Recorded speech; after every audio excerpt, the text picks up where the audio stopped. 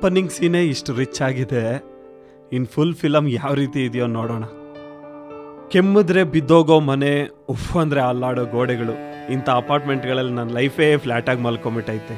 ಆಕಾಶನೇ kiss ಮಾಡೋ ಬಿಲ್ಡಿಂಗ್ಗಳು, ನಾವೇ kiss ಮಾಡಬೇಕು ಅನ್ಸೋ ಬಂಗ್ಲೆಗಳು, ದಿನ ಖರ್ಚು ಮಾಡಿದ್ರು ಖಾಲಿ ಆಗದಿರೋ ದುಡ್ಡು, ಆ ದುಡ್ಡಲ್ಲೇ ಮಾಡಿರೋ ಬೆಡ್ಡು. ಇನ್ನು ನಮ್ಮ ಕತೆ ತಗೊಳ್ಳಿ, ಬಾಗಿಲಿದ್ರೂ ಸೇಫ್ಟಿ ಇರಲ್ಲ, ನಲ್ಲಿ ಇದ್ರೂ ನೀರು ಬರಲ್ಲ.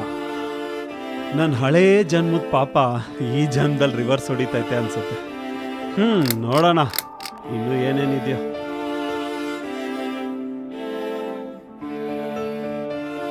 ಅಯ್ಯೋ, ಪ್ರಪಂಚದಲ್ಲಿ ಎಲ್ಲಾ ಕಡೆ ಗಾಳಿ ಇರುತ್ತೆ, ಬಡ್ಡಿ ಮಗನ್ ನನ್ನ ಸೈಕಲಲ್ಲೇ ಇರಲ್ಲ. ಹುಟ್ಸಿದ ದೇವ್ರು ಹುಲ್ ಮೇಯಿಸದೇ ಇರ್ತಾನ ಅಂತಾರೆ, ಆದ್ರೆ ಹುಲ್ ತಿನ್ನೋಕೆ ಜೊಲ್ ಸುರ್ಸೋ ತರ ಆಗ್ಬಿಟ್ಟಿದೆ ಈ ನನ್ನ ಲೈಫು. ಆ ದೇವ್ರು ಯಾಕೆ ಒಬ್ಬನ ಚಿನ್ನದ ತೋಟ್ಲಲ್ಲಿ ಮತ್ತೊಬ್ಬನ ಕಬ್ಬಣದ ತಗಡಿಯಲ್ಲಿ ತೂಗ್ತಾನೋ ಗೊತ್ತಿಲ್ಲ.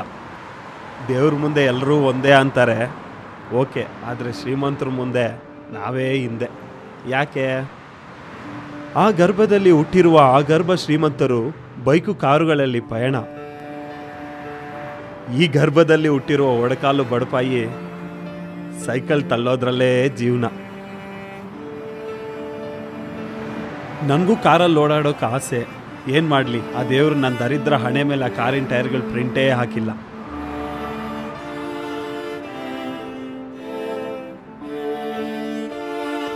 ಅಬ್ಬಾ, ನೆಟ್ಟಿಗೆ ರೋಡ್ ಮೇಲೆ ಕಾಲೇ ಹಿಡ್ದೆ ಬೈಕು ಕಾರಲ್ಲಿ ಓಡಾಡೋ ಇವ್ರಿಗೆ ರೀಬಾಕು ಆಡಿಡಾಸು ಬೇಕೆ? ಕಾಲೇ ಬೈಕು ಸೈಕಲ್ಲೇ ಕಾರು ಎಂದು ಸದಾ ರೋಡಲ್ಲಿ ಓಡಾಡೋ ನನಗೆ ಬರೀ ಚಪ್ಪಲಿ ಸಾಕೆ? ದೇವ್ರೆ, ಅದೇನ್ ಲೀಲೇನಪ್ಪ ನಿಂದು. ಶ್ರೀಮಂತರಿಗೆ ಮಾತ್ರ ಸಾಕು ಸಾಕು ಅಂದ್ರೆ ಇನ್ನೂ ಹಾಕು, ನಮ್ಮಂತ ಬಡವ್ರಿಗೆ ಮಾತ್ರ ಹಾಕು ಹಾಕು ಅಂದ್ರೆ ಹಾಕ್ತೀಯ ಬ್ರೇಕು. ಇದು ಯಾವ ಕೋರ್ಟ್ ನ್ಯಾಯ ದೇವ್ರು? ನಾನು ಯಾವ ಕಳ್ದೋಗಿರೋ ಜನ್ಮದಲ್ಲಿ ಪಾಪ ಮಾಡಿದ್ನೋ ಆ ದೇವ್ರು ಈ ಕಿತ್ತೋಗಿರೋ ಜನ್ಮದಲ್ಲಿ ಸೇಡ್ ತೀರ್ಸ್ಕೊತವನೆ. ನನ್ನ ಹಳೇ ಜನ್ಮದ ಪಾಪನೋ ಬಡತನದ ಶಾಪನೋ ಯಾವನಿಗೆ ಗೊತ್ತು. ಒಟ್ನಲ್ಲಿ ನನ್ನ ಲೈಫೇ ಕೊಳ್ತೋಗಿರೋ ಹಲ್ಸ್ನನ್ ಥರ ಆಗ್ಬಿಟ್ಟೈತೆ. ಇತ್ತ ಮುಸ್ ನೋಡಂಗಿಲ್ಲ, ಆತ ತಿನ್ನಂಗಿಲ್ಲ. ಲೋ ಬಸವಾ, ಈ ಟೈರ್ಗೆ ಒಂದು ಸ್ವಲ್ಪ ಪಂಚರ್ ಆಗಿಬಿಟ್ಟು ಪಕ್ಕದಲ್ಲಿ ದೇವಸ್ಥಾನ ಹತ್ರ ತಂದು ನಿಲ್ಸ್ಬಿಡಪ್ಪ. ನಿಂಗೊಂದು ಸ್ವಲ್ಪ ಪುಣ್ಯ ಗಿಣ್ಣ ಬರುತ್ತೆ, ಸರಿನಾ? ಆಯ್ತಾ, ನಾ ಬಿಡ್ತೀನಿ.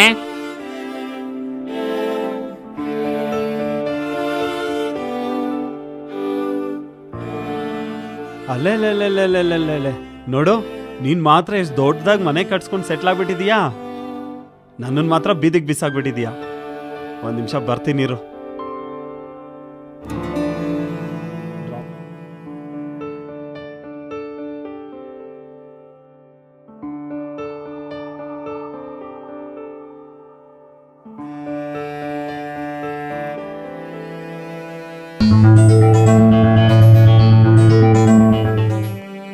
ನಿನ್ ಮನೆಗೆ ಬಂದು ಬೇಡ್ಕೋತಾ ಇದ್ದೀನಿ. ನನ್ನ ಈ ಬಡತನಕ್ಕೆ ಯಾವ ಕೊನೆ ಆಡ್ತೀಯ ಹೇಳು? ನನ್ನ ಈ ಕತ್ಲಾಗಿರೋ ದರಿದ್ರ ಲೈಫಲ್ಲಿ ಯಾವತ್ತು ಲೈಟ್ ಆನ್ ಮಾಡ್ತೀಯ?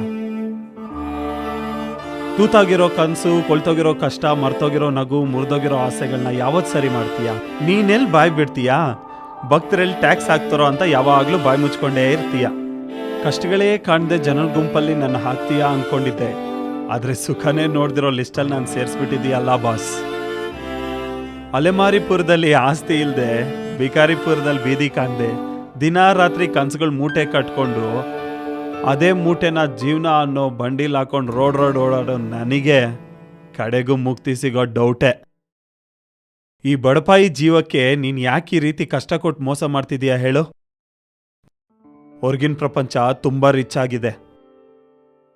ನಾನು ಈ ರಾಜ್ಯದ ಮುಖ್ಯಮಂತ್ರಿ. ನನಗೆ 90 ವರ್ಷ, 9 ಜನ್ಮ ತಿನ್ನುವಷ್ಟು ಆಸ್ತಿ ಇದೆ. ನಮ್ಮ ಮನೆಯಲ್ಲಿ ಮಂಚದ ಕೆಳಗಡೆ 3 ಕೋಟಿ ಇಟ್ಟಿದ್ದೀವಿ. ಅಯ್ಯೋ ಇಲ್ಲ, ನೋಡು ಜನರು ನಾನು ಯಾವ ರೀತಿ ಆಡ್ಕೋತಾರೆ ಅಂತ. ನೀನ್ ನನಗ್ ಮಾತ್ರ ಯಾಕೆ ಮೋಸ ಮಾಡ್ದೆ? ನೀನ್ ನನಗ್ ಮಾತ್ರ ಯಾಕೆ ಅನ್ಯಾಯ ಮಾಡ್ದೆ? ನೀನ್ ನನಗ್ ಮಾತ್ರ ಯಾಕೆ ದ್ರೋಹ ಮಾಡ್ದೆ? ನನಗೆ ಆಸ್ತಿ, ಜಮೀನು, ಬಂಗ್ಲೆ, ಕಾರು ಕೊಡೋ ತನಕ ನಾನು ನಿನ್ನ ಹತ್ರನೇ ಕಾಲಿಡಲ್ಲ. ನಾನು ನಿನ್ನ ಹತ್ರನೇ ಕಾಲಿಡಲ್ಲ. ಅಪ್ಪ, ತಂದೆ,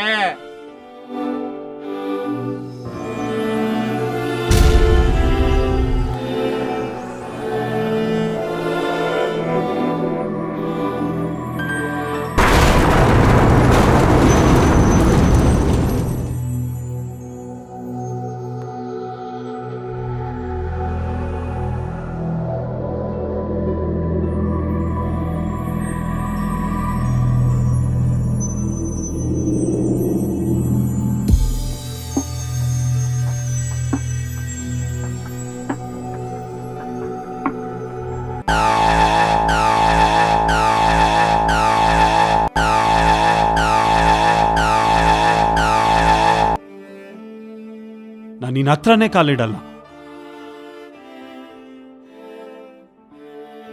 ದೇವ್ರೆ, ನನಗೆ ಕ್ಷಮಿಸ್ಬಿಡು. ಈ ಭೂಮಿ ಮೇಲೆ ನನಗಿಂತ ಕಷ್ಟದಲ್ಲಿರೋರು ಇದ್ದಾರೆ.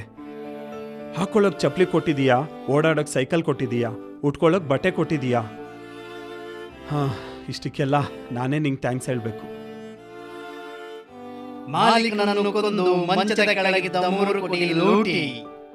ರಾಜ್ಯದ ಮುಖ್ಯಮಂತ್ರಿಗಳ ಭೂತ ದಹನ, ವಿರೋಧ ಪಕ್ಷಗಳ ಕೈವಾಡ, ಮೊಮ್ಮಕ್ಕಳಿಂದಲೇ 90 ವರ್ಷದ ತಾತನ ಕೊಲೆ, ಪತ್ರಕ್ಕೆ ಸಹಿ ಹಾಕಿಸಿಕೊಳ್ಳದೆ ಆತರ ಪಟ್ಟು ಸಾಯಿಸಿದ ಮುಠಾಳರು. ನಗರದಲ್ಲಿ ಮತ್ತೆ ಒಂಟಿ ಮಹಿಳೆ ಕೊಲೆ, ಮೈಯಲ್ಲಿದ್ದ ಚಿನ್ನಾಭರಣ ಕಳ್ಳನ ಜೇಬಲ್ಲಿ. ನನ್ನ ಜೀವನನೇ ಒಂಥರ ಪರವಾಗಿಲ್ಲ. ಗುಡಿಸ್ಲಲ್ಲಿದ್ರು ಧೈರ್ಯವಾಗಿರ್ತೀನಿ, ಚಾಪೆಲ್ ಮಲಗಿದ್ರು ನೆಮ್ಮದಿಗೆ ನಿದ್ದೆ ಮಾಡ್ತೀನಿ. ಇಷ್ಟೊತ್ತು ಏನೋ ತಿಳಿದೆ ನನ್ನ ಬಾಯಿ ಬಡಬಡಿಸ್ಬಿಡ್ತು. ನನಗೆ ಇವಾಗ ಮನವರಿಕೆ ಆಗಿದೆ ಪ್ರಪಂಚ ಎಷ್ಟು ವರ್ಸ್ಟ್ ಆಗಿದೆ ಅಂತ.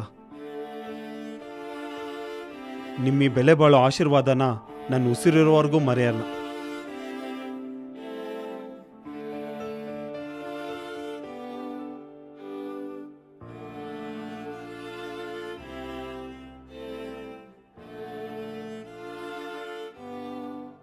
ನಿನ್ಗೆ ₹1 ಹಾಕ್ದೇರೆ ಹೋಗೋ ದರಿದ್ರ ನನಗಿನ್ನೂ ಬಂದಿಲ್ಲ.